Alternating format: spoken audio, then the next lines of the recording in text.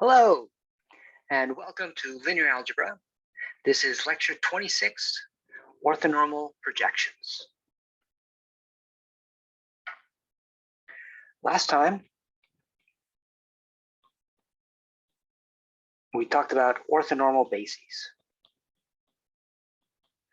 An orthonormal basis of a vector space with an inner product is a list consisting of unit vectors that are orthogonal to each other that forms a basis of the vector space. This time, we're going to talk about how to decompose a vector space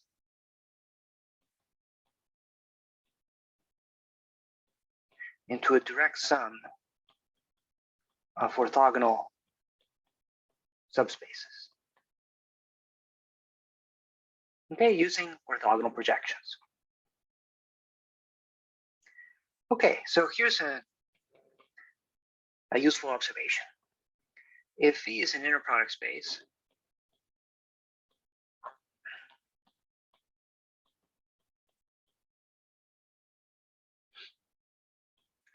and U is any subset, right? So not necessarily a subspace, any subset. Then we define the orthogonal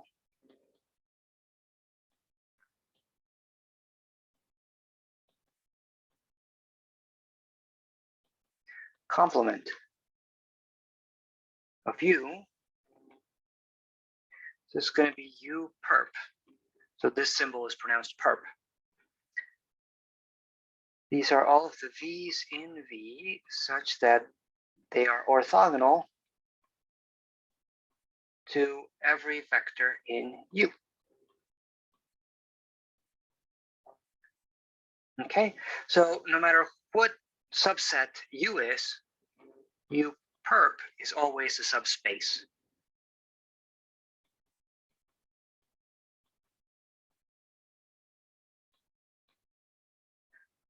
And the only vector that could possibly be in both U and U perp is the zero vector.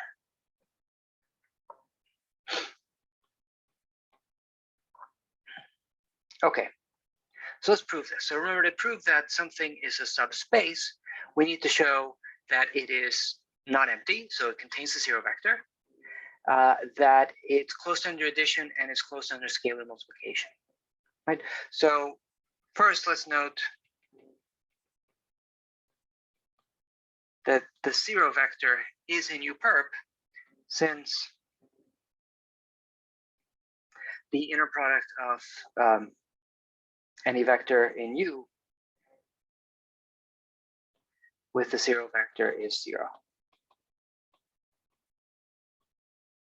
Okay, next, for any, say U1 and U2, well, here, let's call them V1, V2. In U perp, and a scalar A will show that V1 plus A V2 is in U perp. Right. So as we've noticed before, we can check both close under addition and close under scalar multiplication in one go by seeing that it's close under this sort of linear combination. So indeed,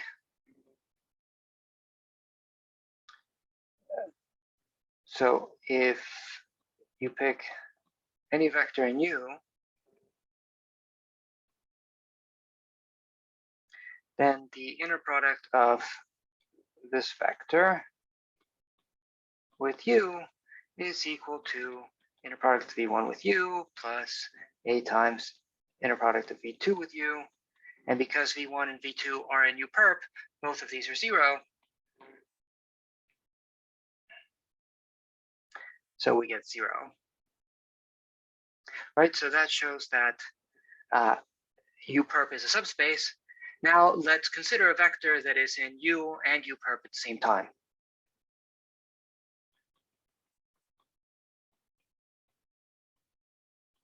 Let's say that V is in U and U perp. Then the inner product of V with V. Well, V is in U and V is in U perp, so the inner product has to be 0, right? Because any vector in U perp is orthogonal to any vector in U. But the only vector whose inner product with itself is equal to 0 is the 0 vector, right? That's part of the definition of an inner product. Okay.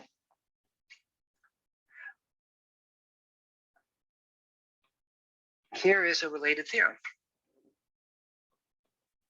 If U is a finite dimensional subspace,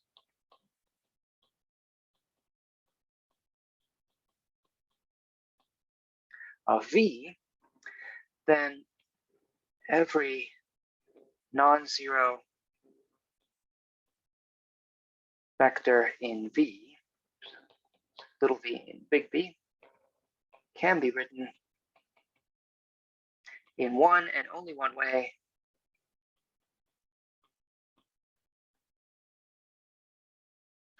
as the sum of a vector in U and a vector in U perp. Right, that is,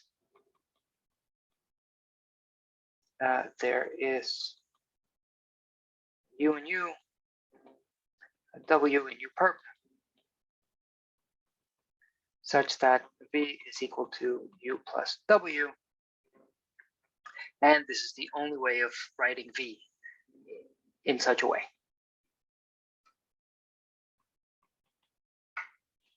Okay, proof. Well, if U is a finite dimensional subspace, right? So because it's finite dimensional, there is a finite basis for it. By what we saw last time, any basis can be turned into an orthonormal basis using the Gram-Schmidt process. So we can start by taking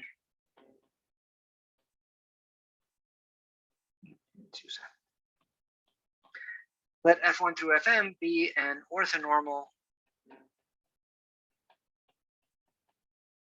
basis of U. Okay, given V, in V, let little u be the sum, j goes from 1 to m, of the inner product of U with Fj times Fj.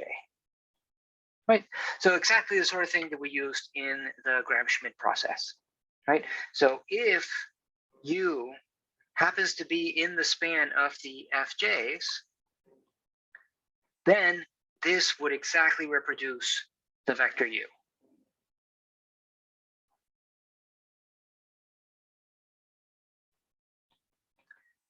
And let's let W be whatever is left over.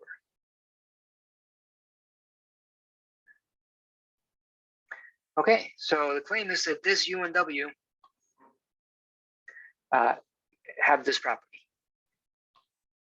Right, so let's write that as a claim. So the claim is that W is in U perp, and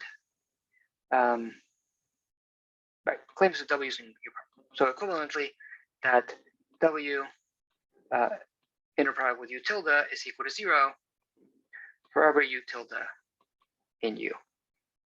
Okay. So why is that true? Well, any U tilde in U can be written as a linear combination of the Fj's. Right, in fact, we know exactly what the coefficients are because the Fj's are an orthonormal basis. But for this claim, we don't need to know who the coefficients are. Any coefficients work. So this just for some AY through AM in the field.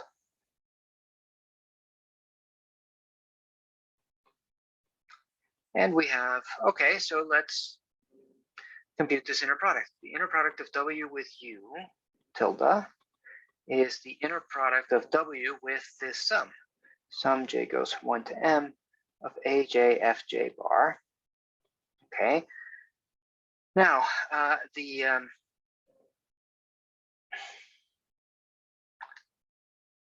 W I can write as V minus U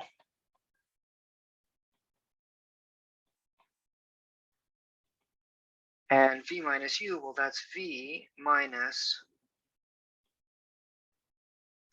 the sum J goes, actually, let me use a different letter for this. So let's say K goes from 1 to M of the inner product of U with Fk times Fk, and then I'm pairing that with the sum J goes from 1 to M AJ Fj. Okay, so we can write this as the inner product of V against the sum J goes from 1 to M of AJ Fj bar minus the inner product of the sum K goes from 1 to M U Fk bar Fk. Sorry, this U is V. Okay.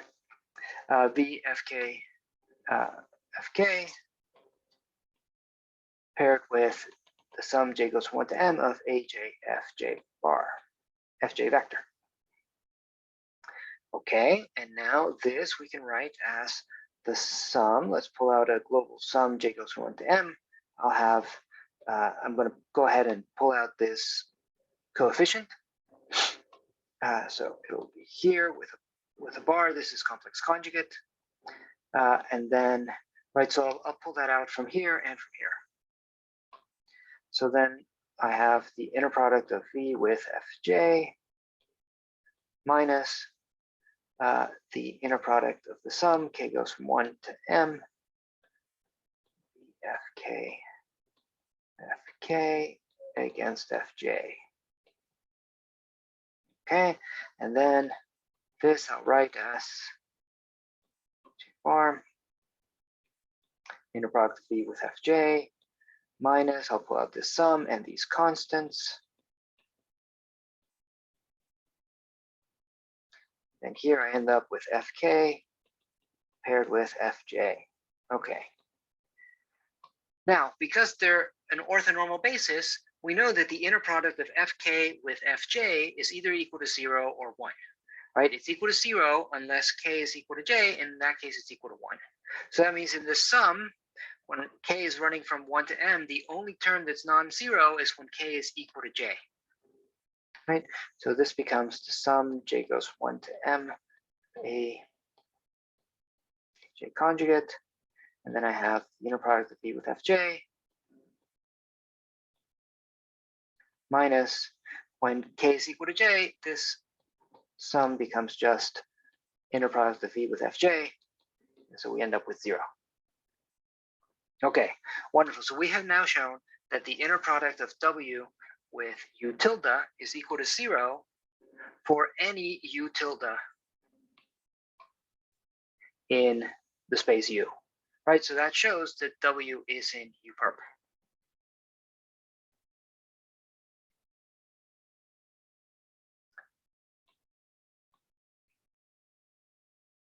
So all that's left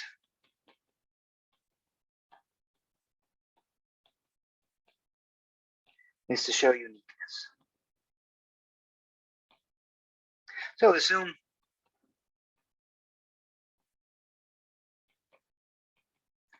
that we also have V, so the same V is equal to U prime plus W prime with U prime in U and W prime in U perp. Okay, I want to show that U prime is equal to U and W prime is equal to W. So here's the thing to notice. So since we have U plus W equal to U prime plus W prime, then if I put all of the U's on one side and I put all of the W's on the other side, then we stare at it. Okay, so the left-hand side, both vectors are in U, and U is a subspace, so the left-hand side is in U. The right-hand side, both vectors are in U perp, and U perp is a subspace, so the right-hand side is in U perp. But if they're equal to each other, that means that this is in U and it's in U perp.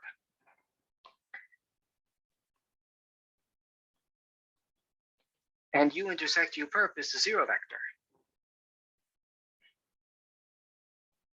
So we can conclude that U is equal to U prime and W is equal to W prime. And we're done. Okay, so we abbreviate this conclusion.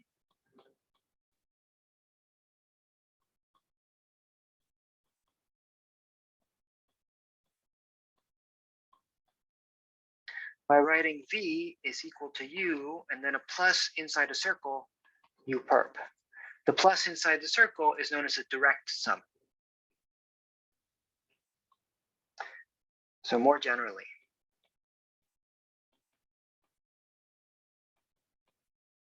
if U1 through UM are subspaces of V,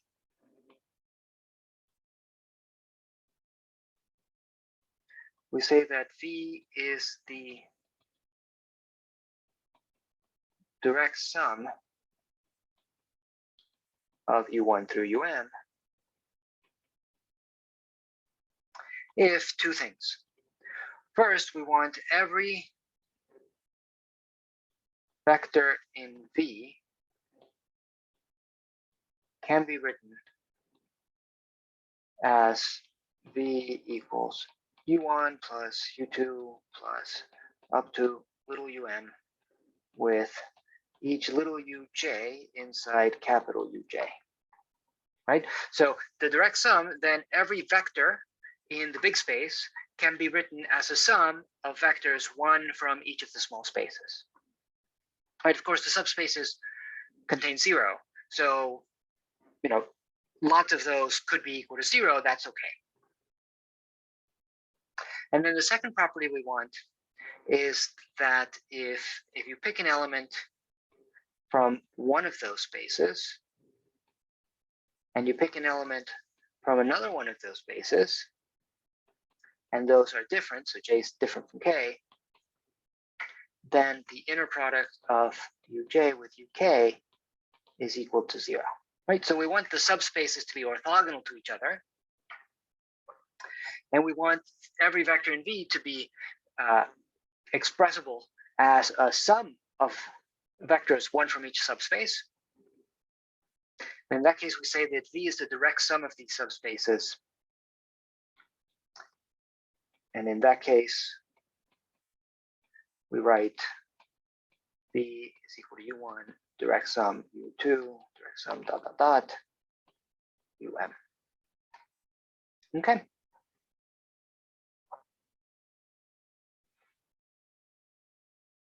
Okay, so here's a simple fact. Let's call it a proposition. If U is a subspace of a finite dimensional vector space, then the perpendicular complement of the perpendicular complement is the original space itself.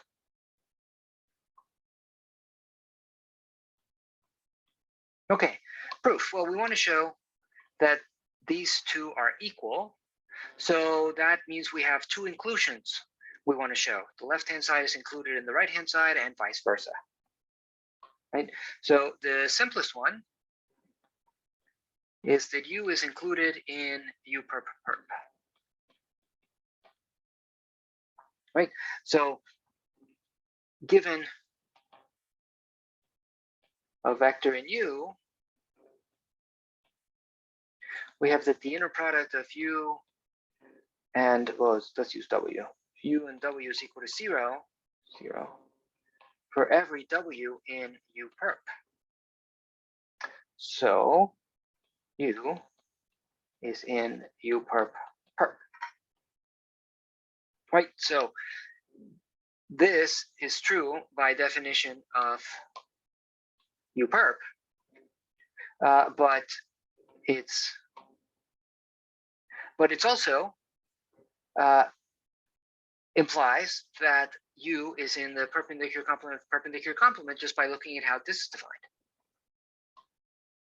Okay, the opposite inclusion, if you take perp twice, then you land back where you started. Okay, well, if you give me any vector in U perp perp, then by something we just showed, I can take this vector and I can write it as U plus W with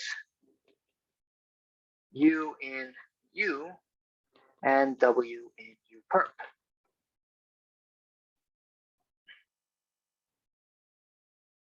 Okay, but then since we already know that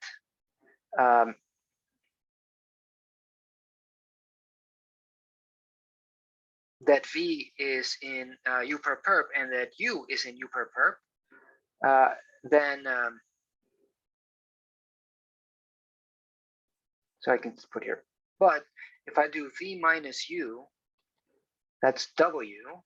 So let's see. The left-hand side is inside U perp perp, and the right-hand side is in U perp, right? So this subspace and its orthogonal complement both contain this vector, but the intersection of a subspace and its orthogonal complement is the 0 vector. So in fact, V is equal to U, and so is an element of capital U, right? Which is what we wanted to show.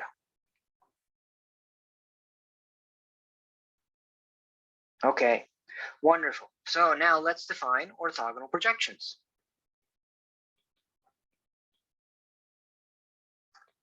Let U be a subspace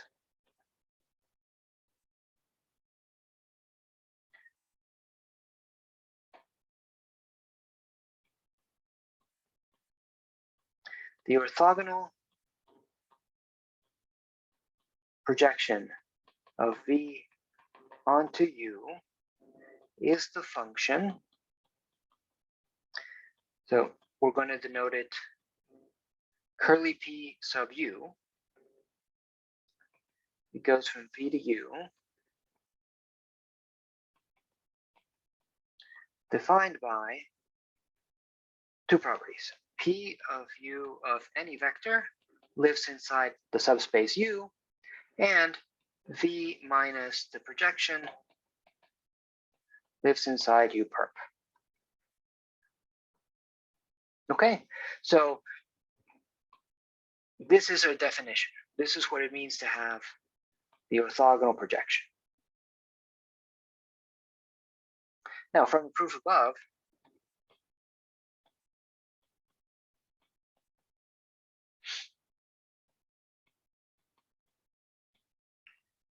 if U is finite dimensional,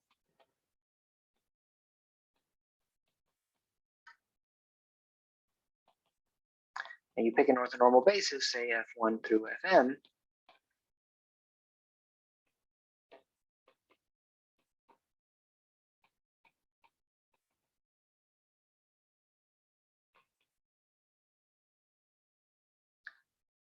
then Pu of a vector is equal to the sum, j goes from 1 to m, of the inner product of V with Fj times Fj.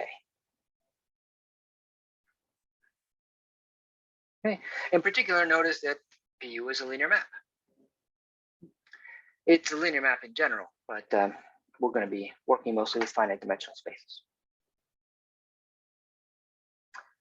So just to point out from the description above, right, the result above, that you can always write a vector as somebody in U plus somebody in U perp.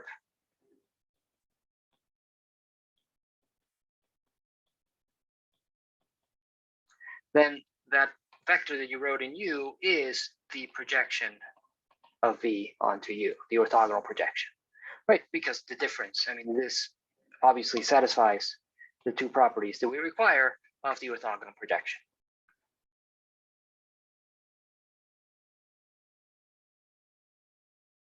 Okay. Yeah, so remark.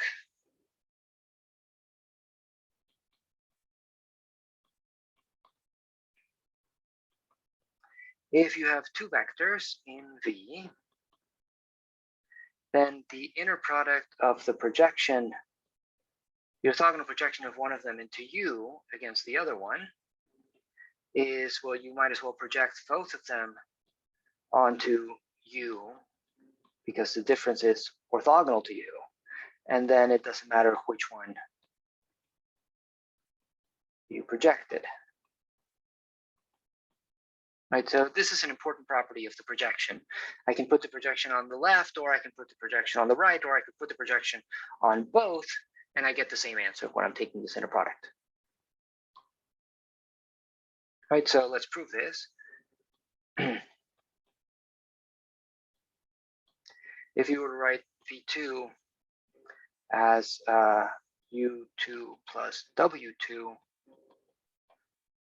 with U2 in U, W2 in U perp, then the inner product of PU V1 2 is equal to the inner product of PU V1 with U2 plus W2,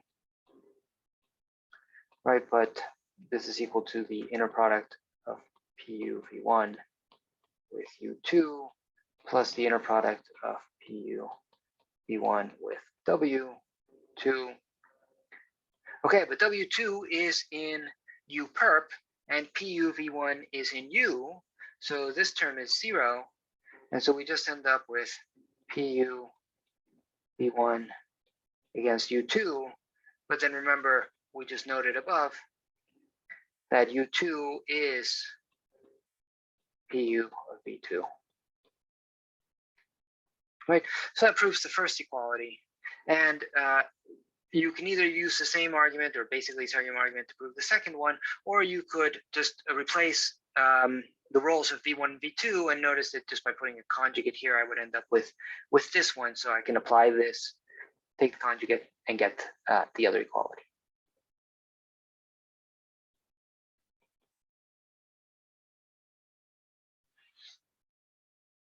Okay.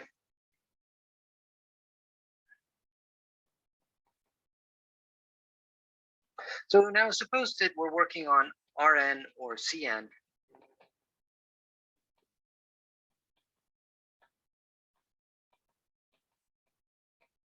With the standard inner product. Right, so remember the standard inner product of V and W is W star V. Right, this is the matrix product, where the first matrix is the adjoint of W considered as a one column matrix, and then you multiply that against V considered as a one column matrix. Right, that gives you a 1-by-1 matrix answer. We identify that with the real number, the inner product, with a real number or a complex number, depending on where we're working. So then it is easy to find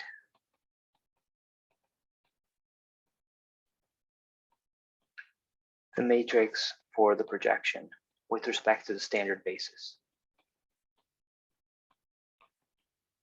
for any subspace. So indeed, if U has orthonormal basis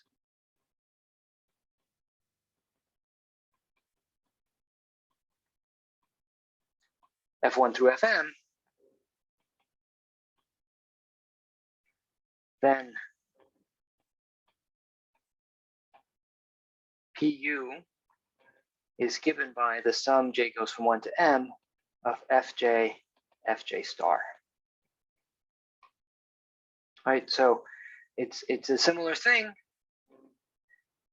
We think of the Fj's as being column matrices with a single column, and then we take the adjoint of one of them, of one copy of them. So that is we pass from a column vector to column matrix to a row matrix with one row. But now we do the product in the opposite order. So instead of ending up with a 1 by 1 matrix, we end up with a n by n matrix.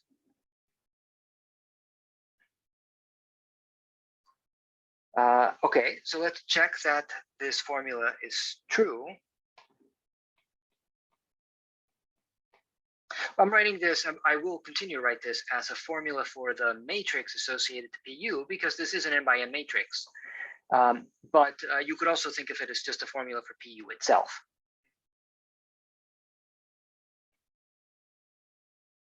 So for any vector in V,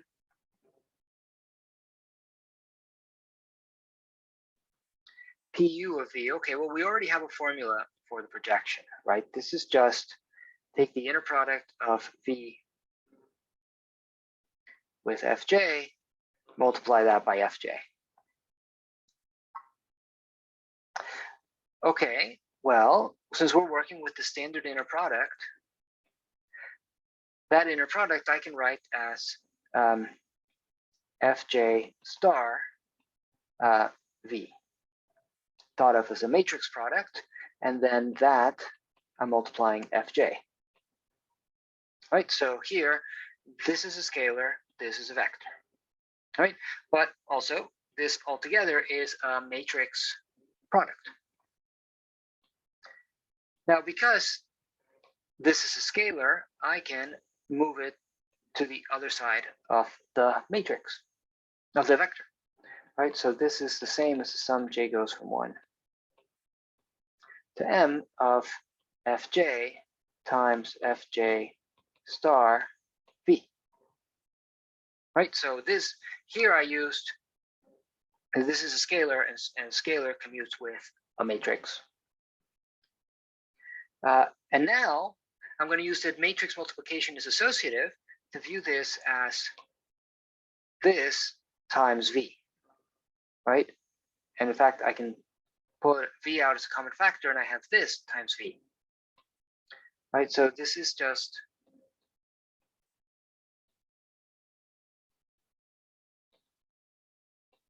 this matrix multiplying V, and that's what we wanted to show. Right, so we see that Pu applied to V is given by this.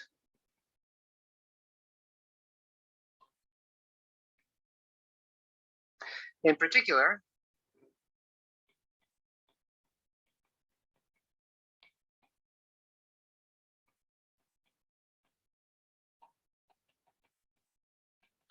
for any unit vector F in V, here V is either Rn or Cn,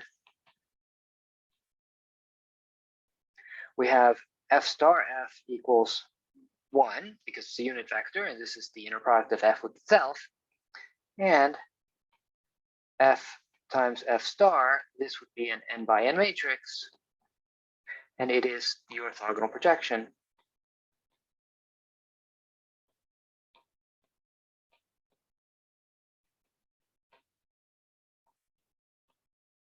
onto the span of F.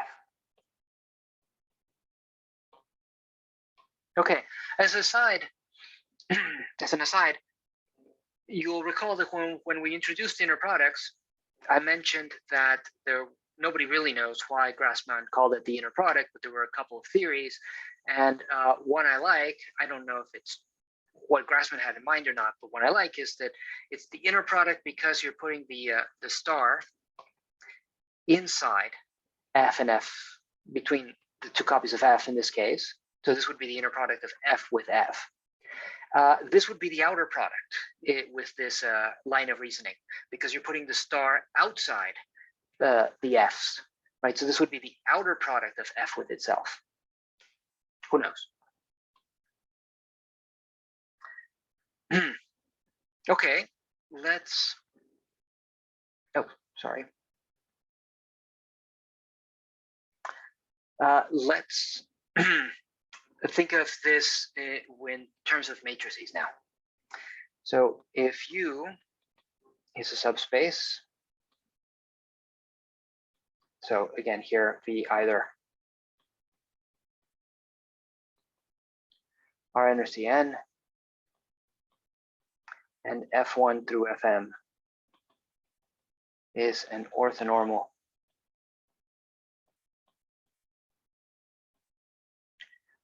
basis of U, then, okay, so we just showed that the matrix associated to U with respect to standard basis, well, that's just the matrix Fj, Fj star. Here's another expression for that. If we take A to be the matrix whose columns are the F's, then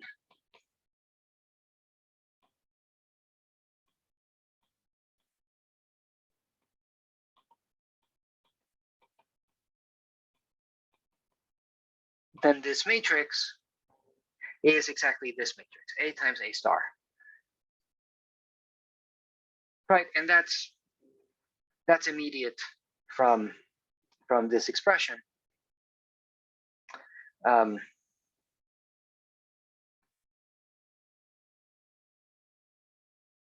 But now let's consider the case where you don't start out with an orthonormal basis.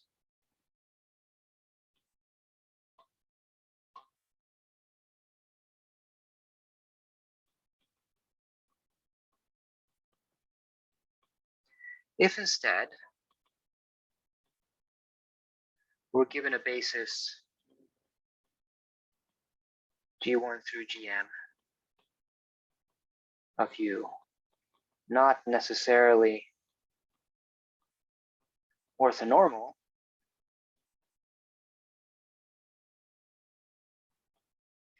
then let's say we start the same way. We form a matrix A whose columns are G1 through Gm. So in this case, if you were to do A star A, this is invertible.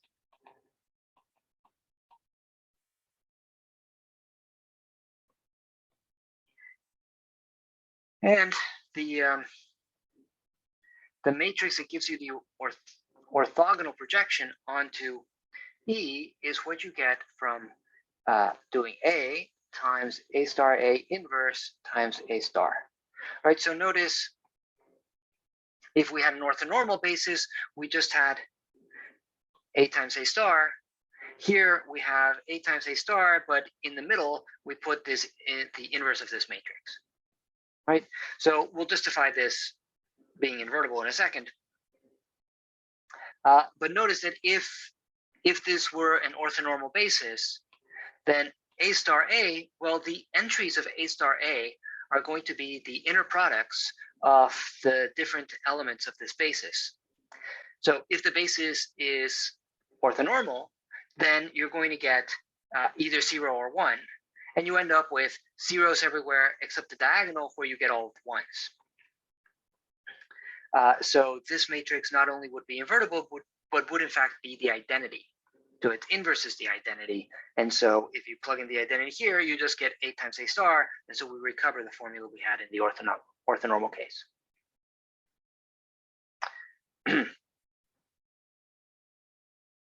Okay, So great. So I want to prove this formula. I'm going to start by showing that A star A is invertible. Right, so let's go ahead and say we'll prove this. So first,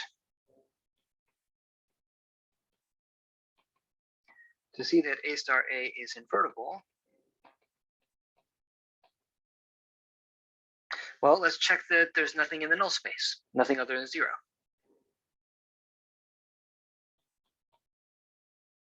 Assume that phi is in the kernel of A star A. Then, okay, so 0, so A star A applied to V is 0. So that means that if I do the inner product of A star A V with anything, I get 0, right? In particular, if I take the inner product of A star A V with V, right? But because we're working on RM or CN with the standard inner product, I can write this as V star A V, right? Now, because matrix multiplication is associative, I can write this as V star A star times AV. And then because the adjoint of a product is the product of the adjoints in the opposite order, I can write that as AV star AV.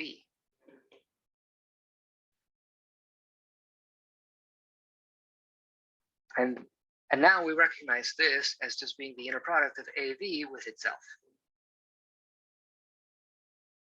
Okay, great. So what do we have so far? We have that 0 is equal to the inner product of AV with AV, right? But by definition of inner product, if a vector inner product with itself is equal to 0, that vector must be 0.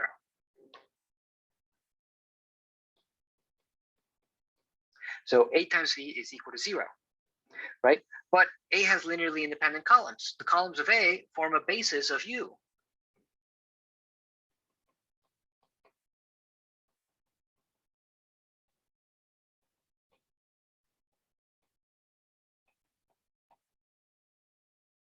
Okay, so if A has linearly independent columns, then it doesn't have any null space. Its null space is just the 0 vector.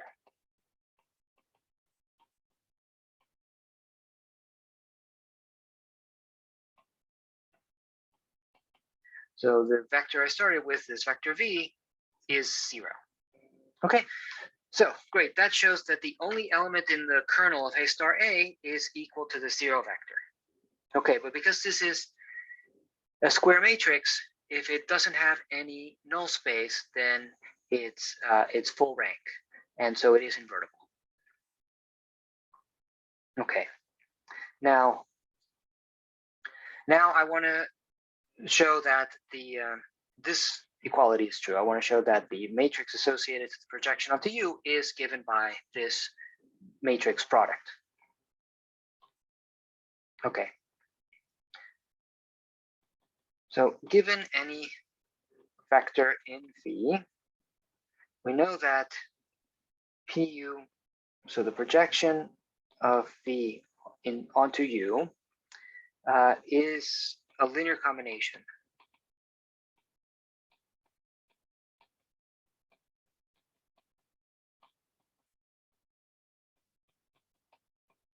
of the columns of A, right? So the columns of A form a basis of U, so every vector in U is a linear combination of the columns of A.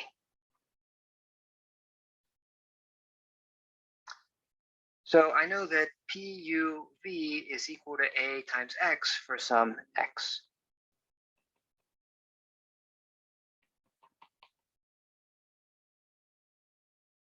Okay, now,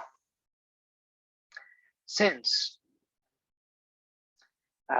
V minus PUV is, which is V minus A times X, since this lives in U perp,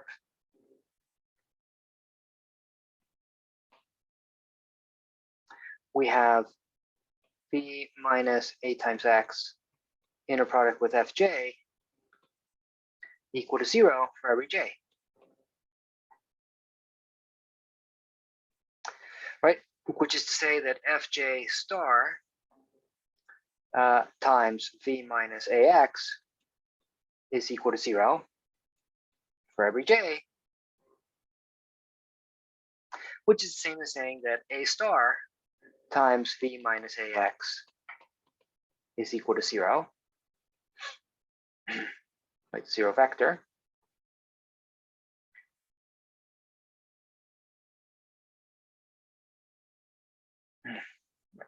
So this implies that a star v is equal to a star ax.